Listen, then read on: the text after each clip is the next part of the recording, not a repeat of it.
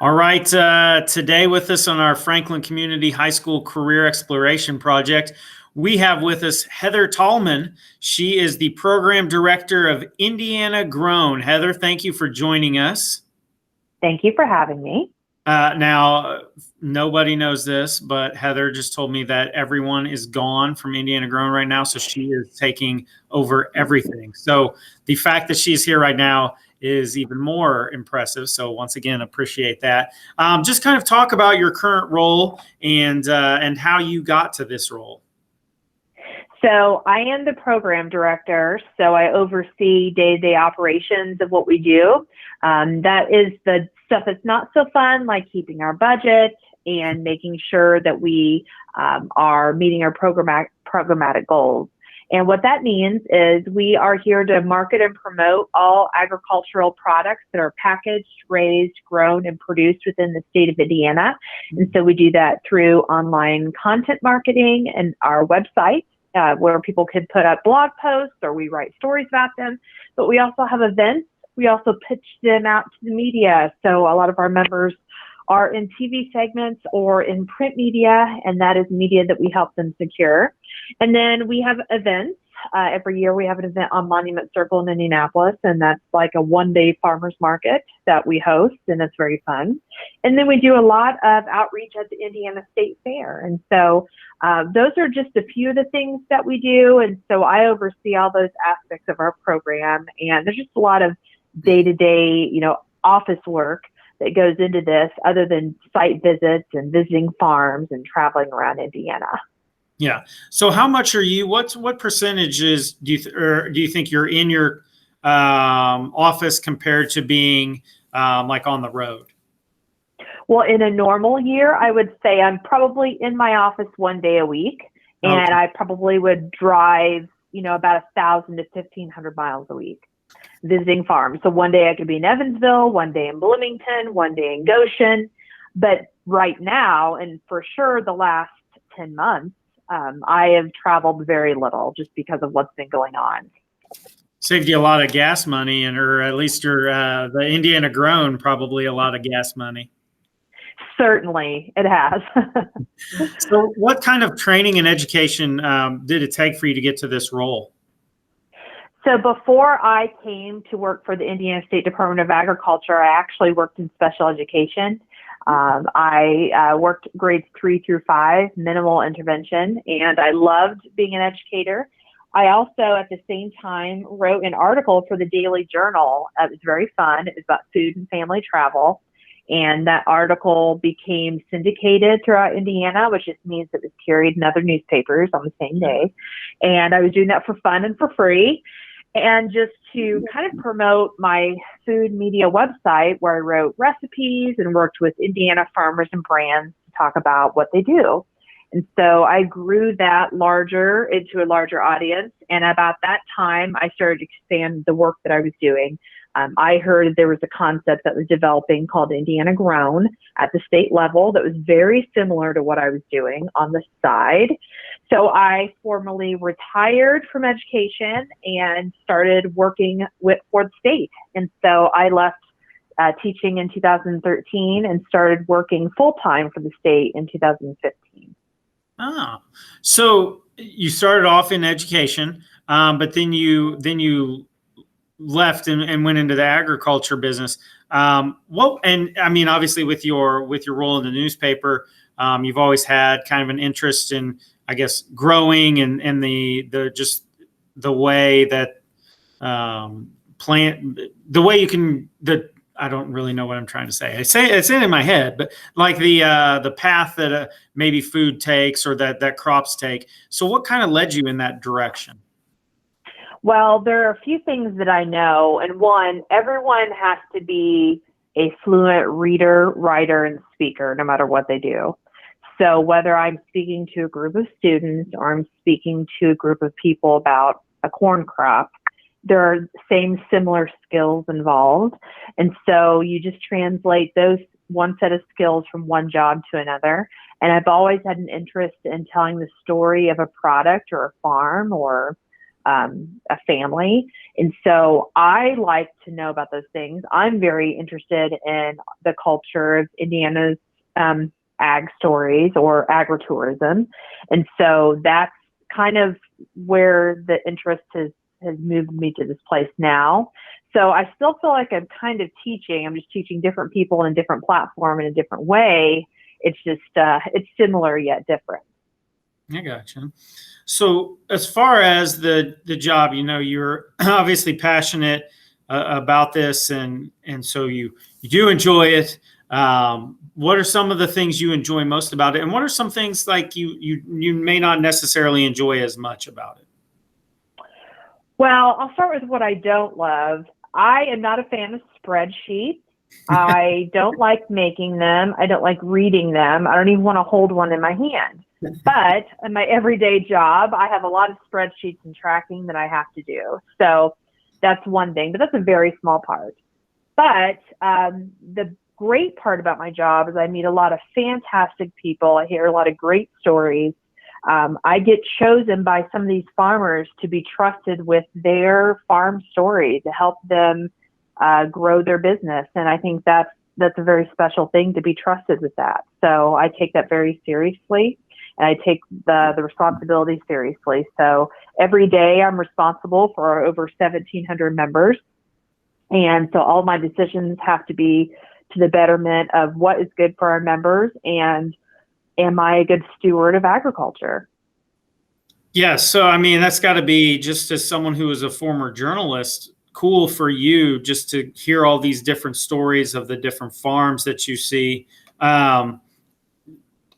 Off the page, but have you written this stuff down? Like, are you going to write a book about the different farms through Indiana that you see, or anything like that? I thought about it because when I contributed to my website, it was always a little mini article with a recipe or a travel piece about somewhere like Mountain State Park or Turkey Run or Brown County, something or other, with a recipe or a story. And I had about 1,300 posts. I thought about consolidating those into like a book and putting some thoughts in between it. I always say at some point, maybe I will, but not anytime soon. But I always think in a perfect world, I would love to do something like that. Well, if you do, I feel like I should get like a percent, like 1%, because I just restated the idea. So just go ahead and put me down for that. I'll let you claim it.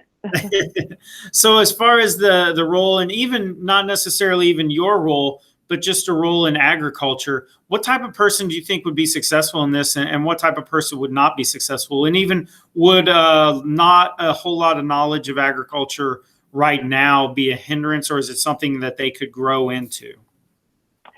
Well, to be honest, I grew up in downtown Bloomington. I did not grow up on a farm. I grew up in a very tiny house, sharing a room with both my siblings. So I grew up as far from a farm as could be. Mm-hmm. So I did not have any agricultural experience. I hated when my parents dragged me to the fair every year. It was a drag. And now I go and I feel like those are my people. Like I go and I feel like, oh, I know them. I know where that product is made. And I know how, so it's just different backgrounds. And at some point in time, you just come to it when you're going to. So I don't think to work in agriculture, you had to have grown up on a farm. Just like I think if you're an FFA, you don't need to necessarily live on a farm. I think it has to do with your desire to grow an agribusiness and your desire to help people. So I am a doer and a helper, and I feel like I always need to be moving and be busy, and I want to be feeling like I'm doing something helpful. And so I've found my place where I feel like I can be helpful. I'm not one that likes to be tied down in an office, and I also don't think that you can lead from an office. I think you have to lead being outside in it. So sometimes that means you're helping someone shovel out a barn, or sometimes it means you're riding in the cab during harvest time, because that's the time you can meet with that particular member. So you just have to be where you're supposed to be. So I don't think you have to be a farm kid to have an important career in agriculture. You just have to have a servant's heart. And I think that's very important. You can't fake that. That's it's interesting because I just talked to Doug Cox, and he is our former sheriff of Johnson County. And he said basically the same thing, where he said a lot of sheriffs sit behind a desk, but that wasn't him. He didn't think you could do that behind a desk. He thought he wanted to get out and get with his people, so they knew he was there with them. So it's interesting that you said that as well. Yeah, I believe it. Yeah. And I mean, it makes sense. You're there in it with the people, and you get to know them and get to see them and the way they handle certain situations as well. So how can someone prepare to go into the agriculture field? Obviously, we've got ag classes here, and what other things would you recommend? Well, I think knowing a little bit about business development. I mean, one thing that I've noticed when I speak to small business entrepreneurs that have an ag focus is they don't think about just the beginning steps. Just because I grow tomatoes does not mean that I can sell them at the farmer's market. There's food safety that's involved. And just because I grow something doesn't mean I should feed it to people who I don't live with, because there's insurance involved. So I think you have to kind of have an idea of what an entrepreneur is going to have thrown at them before you can start talking to them about how they should do those things.